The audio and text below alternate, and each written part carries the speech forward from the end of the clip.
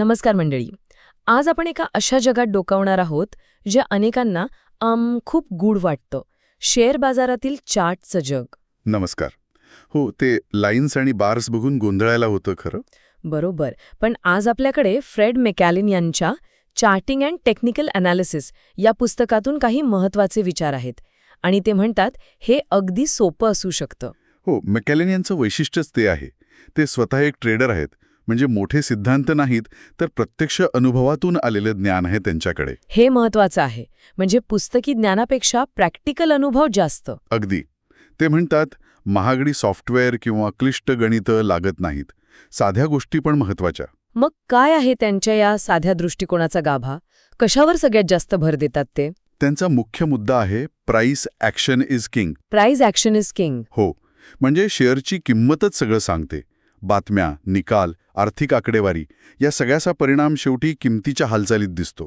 म्हणजे का किंमत बदलते यापेक्षा कशी बदलते हे महत्वाचं. एक्झॅक्टली. किंमत कुठे थांबतेय, कुठून परत फिरतेय, कोणत्या दिशेने जातेय यावर लक्ष द्या. टेक्निकल अनालिसिसची सुरुवातच इथे होते. अच्छा. मग फक्त किमतीकडे बघून निर्णय घ्यायला त्यांनी काही टूल्स किंवा पद्धती सांगितल्या आहेत का सोप्या? हो, नक्कीच. त्यांनी काही अगदी बेसिक पण शक्तिशाली संकल्पनांवर फोकस केलाय. पहिली आणि सर्वात महत्त्वाची म्हणजे सपोर्ट आणि रेझिस्टन्स. सपोर्ट आणि रेझिस्टन्स हे शब्द तर सतत ऐकू येतात बाजारात. मॅक्युलन सोप्या भाषेत कसे सांगतात हे? ते छान उदाहरण देतात. समजा शेअरची किंमत म्हणजे एक बॉल आहे, सपोर्ट म्हणजे जमीन. जमीन म्हणजे फरशी. हो, अशी किंमत पातळी ज्याच्या खाली किंमत सहजासहजी जात नाही. तिथे आली की खरेदीदार ॲक्टिव्ह होतात. म्हणजे त्यांना वाटतं की भाव चांगला आहे, घ्यायला पाहिजे. बरोबर. मग मागणी वाढते आणि किंमत परत वर जाते. जळू काही खाली आधार मिळालाय. आणि मग रेझिस्टन्स म्हणजे ह्याच्या उलट छत. अगदी बरोबर. छत किंवा सीलिंग अशी पातळी ज्याच्यावर जायला किमतीला अडचणी येते. तिथे विक्रेते येतात का मग? हो, ज्यांनी खाली घेतलाय ते नफा बुक करतात किंवा इतरांना वाटतं किंमत जास्त झालीये, आता खाली येईल. विक्रीचा दबाव वाढतो आणि किंमत खाली येते. पण ह्या जमिनी आणि छत म्हणजे ह्या पातळ्या ओळखायच्या कशा? त्यासाठी चार्टवर मागे जाऊन बघावं लागतं. जिथे जिथे किंमत आधी थांबली होती, अडली होती किंवा जिथून परत फिरली होती. अच्छा, म्हणजे हिस्ट्री बघायची. हो, आणि जितक्या जास्त वेळा त्या पातळीचा आदर केला गेला असेल तितकी ती पातळी जास्त महत्वाची. मॅकॅलन म्हणतात हे ओळखणं खूप महत्वाचं स्किल आहे. का महत्वाचं आहे? कारण तिथे एंट्री एक्झिट ठरवता येते. परफेक्ट. सपोर्ट जवळ खरेदीचा विचार करता येतो आणि रेझिस्टन्स जवळ विक्रीचा. यात धोका कमी असतो का? तुलनेने हो, कारण सपोर्ट जवळ खरेदी केली तो स्टॉप लॉस अगदी जवळ लावता येतो. म्हणजे नुकसान मर्यादित ठेवता येतं. आणि फायदा? फायदा मोठा असू शकतो. हो, यालाच ते म्हणतात लो रिस्क हाय रिवॉर्ड संधी. हे खरंच प्रॅक्टिकल वाटतंय. बरं, किंमत कुठे थांबू शकते हे कळलं, पण ती जाणार कुठे, कोणत्या दिशेने, त्यासाठी काय? त्यासाठी येते दुसरी संकल्पना, ट्रेंड, म्हणजे बाजाराचा कल. ट्रेंड म्हणजे दिशा, वर जाणारा की खाली? बरोबर. मॅकॅलन हेही सोपं ठेवतात. मुख्य 2 ट्रेंड्स, अप ट्रेंड आणि डाऊन ट्रेंड. अप ट्रेंड म्हणजे वर जाणारा कल, पायऱ्या चढण्यासारखं. अगदी. अप ट्रेंड म्हणजे किंमत सतत नवीन शिखरं बनवते, हायर हायज, आणि खाली येताना आधीच्या तळापेक्षा वरच थांबते, हायर लोज. आणि डाऊन ट्रेंड मग उतरत्या पायऱ्या? करेक्ट. सतत नवीन तळ, लोअर लोज, आणि मध्ये वर जाताना आधीच्या शिखरापेक्षा खालीच थांबते, लोअर हायज. हे ट्रेंड ओळखायचं काय महत्व आहे? खूप महत्व आहे, कारण मॅकॅलन यांचं प्रसिद्ध वाक्य आहे, the trend is your friend. Trend तुमचा मित्र आहे. हो, म्हणजे ट्रेंडच्या दिशेनेच ट्रेड करा, प्रवाहाविरुद्ध पोहू नका. अप ट्रेंड असेल तर खरेदीची संधी शोधा, डाऊन ट्रेंड असेल तर विक्रीची. यालाच ते पाथ ऑफ लीस्ट रेझिस्टन्स म्हणतात का? कमीत कमी अडथळ्याचा मार्ग. बरोबर. ज्या दिशेने जायला सोपं आहे तिकडेच जा. पण हा ट्रेंड ओळखायला मदत कशी होते? काय वापरायचं? त्यासाठी आहेत ट्रेंड लाईन्स. Trend lines? हो, अप ट्रेंडमध्ये जे हायर लोज आहेत, म्हणजे वर जाणारे तळ, त्यांना जोडणारी एक रेषा काढायची. ओके. जोपर्यंत किंमत त्या रेषेच्या वर आहे, अप ट्रेंड चालू आहे असं मानायचं. आणि डाऊन ट्रेंडमध्ये? डाऊन ट्रेंडमध्ये लोअर हायज म्हणजे खाली येणारे शिखर, त्यांना जोडणारी रेषा. किंमत त्या रेषेखाली असेल तर डाऊन ट्रेंड. आणि ही रेषा तुटली की? ट्रेंड बदलण्याची शक्यता निर्माण होते. तो एक सिग्नल असतो सावध होण्याचा. अच्छा, म्हणजे आता आपल्याकडे सपोर्ट रेझिस्टन्स पातळ्या आहेत आणि ट्रेंड लाईन्स आहेत. दिशा आणि थांबे कळले. पण किंमत मध्ये फिरताना काही आकृत्या बनवते का, म्हणजे पॅटर्न्स? अगदी. हा तिसरा महत्वाचा भाग आहे, चार्ट पॅटर्न्स. किंमत सरळ रेषेत जात नाही, ती मध्ये खांबते, बाजूला जाते. कन्सॉलिडेशन म्हणतात त्याला. हो, कन्सॉलिडेशन. आणि या दरम्यान काही ओळखीच्या आकृत्या तयार होतात. हे पॅटर्न्स म्हणजे खरेदीदार आणि विक्रेते यांच्या लढाईचं चित्रच असतं. मॅकॅलन खूप पॅटर्न सांगतात की काही निवडक? ते म्हणतात खूप पॅटर्न्स आहेत, पण काही मोजके जास्त विश्वासार्ह आहेत आणि वारंवार दिसतात. त्यावर लक्ष द्या. कोणते आहेत ते महत्वाचे पॅटर्न्स? यात काही मुख्य म्हणजे एक तर हेड अँड शोल्डर्स. हो, हे नाव खूप ऐकलंय. सहसा अप ट्रेंड संपताना दिसतो आणि डाऊन ट्रेंडची शक्यता दाखवतो. नावाप्रमाणेच आकार असतो, एक डावा खांदा, मग त्याहून उंच डोके आणि मग उजवा खांदा. आणि ह्याच्या खाली एक रेषा असते ना? नेकलाईन. बरोबर. ती नेकलाईन तुटली की विक्रीचा जोर वाढतो असं मानलं जातं. ह्याचा उलटा पॅटर्न पण असतो, इन्व्हर्स हेड अँड शोल्डर्स. तो डाऊन ट्रेंडच्या शेवटी येतो. ओके. दुसरा कोणता महत्वाचा पॅटर्न? Cup and handle. हा तेजीचा पॅटर्न मानला जातो. कप अँड हँडल, चहाच्या कपासारखं? हो, तसाच. किंमत आधी यू शेपमध्ये खाली जाऊन वर येते, हा कप झाला. मग थोडी खाली येऊन बाजूला सरकते, हे हँडल. आणि मग जेव्हा किंमत त्या हँडलच्या वरच्या भागातून बाहेर पडते, तेव्हा नवीन तेजीची शक्यता असते. इंटरेस्टिंग. अजून काही?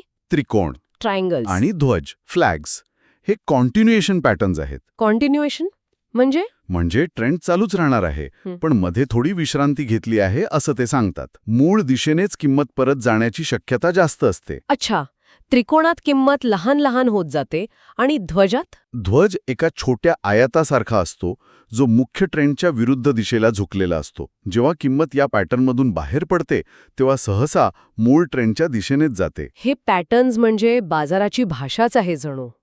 पण पॅटर्न दिसला की लगेच उडी मारायची का ट्रेडमध्ये? नाही, अजिबात नाही. इथेच मॅकॅलन सावध करतात. ते म्हणतात पॅटर्न ओळखणं ही पहिली पायरी. खरी गोष्ट आहे कन्फर्मेशनची वाट बघणं. कन्फर्मेशन म्हणजे खात्री? हो. उदाहरणार्थ हेड अँड शोल्डर्समध्ये नेकलाईन तुटेपर्यंत थांबा. कप अँड हँडलमध्ये हँडलचा वरचा भाग तुटेपर्यंत थांबा. त्रिकोण किंवा ध्वजातून किंमत बाहेर पडेपर्यंत थांबा. घाई केली तर फसण्याची शक्यता जास्त. पॅटर्न पूर्ण व्हायच्या आत ट्रेड घेतला आणि किंमत उलट फिरली की नुकसान होतं. संयम खूप महत्वाचा आहे. बरोबर. पॅटर्न पूर्ण होऊन किंमत निर्णायक पातळी ओलांडल्यावरच विचार करायचा. ठीक आहे, आता आपल्याकडे सपोर्ट, रेझिस्टन्स, ट्रेंड लाईन्स आणि हे पॅटर्न्स आहेत. यांना एकत्र कसं वापरायचं? एक ट्रेडिंग प्लॅन कसा बनवायचा? हो, आणि हेच मॅकॅलन यांच्या पुस्तकाचं सौंदर्य आहे. ते सगळं एकत्र आणून एक सोपी ट्रेडिंग योजना देतात. काय आहे ती प्रक्रिया? स्टेप बाय स्टेप सांगता येईल? हो, नक्की. साधारण अशी आहे. ट्रेंड ओळखा. शेअर वर जातोय, खाली येतोय की बाजूलाच फिरतोय, हे मोठ्या टाइम फ्रेमवर बघा. ओके, आधी मोठी दिशा ठरवायची. बरोबर. दुसरी स्टेप, महत्वाच्या सपोर्ट आणि रेझिस्टन्स पातळ्या मार्क करा. कुठे किंमत थांबू शकते हे कळेल. म्हणजे संभाव्य एंट्री एक्झिट झोन्स. हो. तिसरी स्टेप, पॅटर्न शोधा. ट्रेंड आणि ह्या पातळ्यांच्या आसपास एखादं ओळखीचा पॅटर्न तयार होतोय का? तो तुमच्या विश्लेषणाला सपोर्ट करतोय का? म्हणजे सगळं एकाच दिशेने इशारे करतंय का ते बघायचं. अगदी. चौथी स्टेप, कन्फर्मेशनची वाट पहा. सगळं जुळून आलं तरी घाई नाही. किंमत निर्णायक पातळी ओलांडल्यावरच ट्रेड घ्या. हा तुमचा सिग्नल. इथे व्हॉल्यूम पण बघायचा का? हो, बघितला तर उत्तम. वाढलेल्या व्हॉल्यूम सोबतचा ब्रेकआउट जास्त विश्वासार्ह असतो. आणि शेवटची पण कदाचित सगळ्यात महत्वाची स्टेप, पाचवी स्टेप, जोखीम व्यवस्थापन, रिस्क मॅनेजमेंट. कोणताही ट्रेड घेण्याआधी जर अंदाज चुकला तर कुठे बाहेर पडणार हे ठरवा.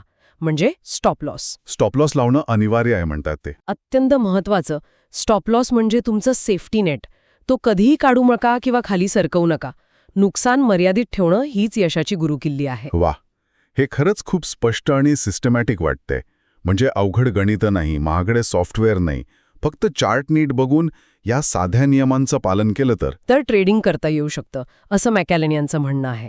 त्यांनी टेक्निकल एनालिसिस सामान्य माणसासाठी सोपं केलंय. खरंय. त्यांनी दाखवून दिलंय की ही जुनी साधी वाटणारी साधनं सुद्धा शिस्तीने वापरली तर खूप प्रभावी आहेत. यामुळे नवशिक्यांचा आत्मविश्वास वाढतो की ते सुद्धा बाजार समजू शकतात. हे ऐकून अनेकांना बरं वाटलं असेल. पण मग एक प्रश्न येतो मनात, जर पद्धत इतकी सोपी आहे, नियम स्पष्ट आहेत, तर मग बाजारात सगळेच यशस्वी का होत नाहीत? काहीतरी वेगळं आव्हान आहे का इथे? तुम्ही अगदी कळीचा मुद्दा मांडलाय. पद्धत शिकायला सोपी आहे. सपोर्ट काढणं, ट्रेंडलाईन ओढणं, पॅटर्न बघणं, स्टॉप लॉस लावणं हे तांत्रिकदृष्ट्या सोपं आहे. पण जेव्हा खरे पैसे गुंतलेले असतात ना, तेव्हा आपल्या भावना आड येतात. भीती आणि लोभ. हो, भीती, लोभ, आशा, निराशा या भावनांच्या गर्तेत आपण हे सोपे नियम पाळू शकत नाही. सपोर्ट जवळ आलं की अजून पडेल का ही भीती वाटते. रेझिस्टन्स तुटला की अजून किती वर जाईल याचा लोभ येतो. स्टॉप लॉस जवळ आला की थांब थोडं, परत फिरेल ही खोटी आशा वाटते. म्हणजे पद्धत सोपी असली तरी ती शिस्तीने वापरणं कठीण आहे. अगदी. मॅकॅलन यांची पद्धत सोपी आहे, पण ती यशस्वीपणे वापरण्यासाठी लागणारी मानसिक शिस्त, ते भावनिक नियंत्रण मिळवणं, हीच खरी कसोटी आहे. कदाचित पद्धतीपेक्षाही हे जास्त कठीण आहे. खूपच महत्वाचा मुद्दा. ज्ञान असून उपयोग नाही जर ते भावनांच्या भरात वापरता आलं नाही तर. मॅकॅलन यांचं हे विश्लेषण खरंच डोळे उघडणार आहे. हो, त्यांनी चार्ट्सकडे बघण्याचा एक सरळ व्यावहारिक मार्ग दाखवला आहे. आणि त्यातून एक मोठा संदेश मिळतो की साधेपणा आणि शिस्त हे महत्वाचे आहेत. अगदी. कोणतीही पद्धत वापरा, शिस्त आणि जोखीम व्यवस्थापन आवश्यकच आहे. आजच्या या सखोल चर्चेतून खूप काही शिकायला मिळालं. इथेच थांबूया. नक्कीच. लक्षात ठेवायची गोष्ट म्हणजे ज्ञान तेव्हाच मौल्यवान ठरतं जेव्हा ती कृतीत उतरतं. पुढच्या वेळी पुन्हा भेटू एका नवीन विषयावर चर्चा करण्यासाठी. तोपर्यंत विचारपूर्वक निर्णय घ्या.